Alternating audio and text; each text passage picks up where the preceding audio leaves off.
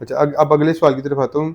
Ma'am ये बताएँ कि क्या कैंसर जो है उसको आइसोलेट करने की ज़रूरत तो नहीं होती कैंसर के पेशेंट को? या ये जो है वो क्या कहते हैं कॉन्टिजेंट तो नहीं होता, ये फैलता तो नहीं है? अच्छा जी, ये बहुत ज़्यादा कॉमन क्वेश्चन है और ख़ास तौर पे हमारे जो देहात से आने वाले मरीज़ हैं, उनके अंदर मैंने ये देखा है कि बहुत कॉमन है ये, कि वो अपने मरीज़ को जिसको कैंसर हो जो खुदा ना ख़ास्ता जैसे छूत के अमराज़ के होते हैं ना मरीज़, हाँ जी। उसी तरह से अलग कर देते हैं, अलग-थलग उनके बर्तन अलग कर दिए, उनके सोने बैठने का तरीका अलग कर दिया, उनके तौलिया, बिस्तर सब चीज़ें अलग कर दी। देखिए, कुछ बीमारियाँ होती हैं जो एक-दूसरे से ट्रांसमिट होती हैं, जिसमें इन्फेक्शन है जैसे कोरोना वायरस है वो एक-दूसरे से ट्रांसमिट होता है, ऐसे मरीज़ों को अलग करना ज़रूरी होता है।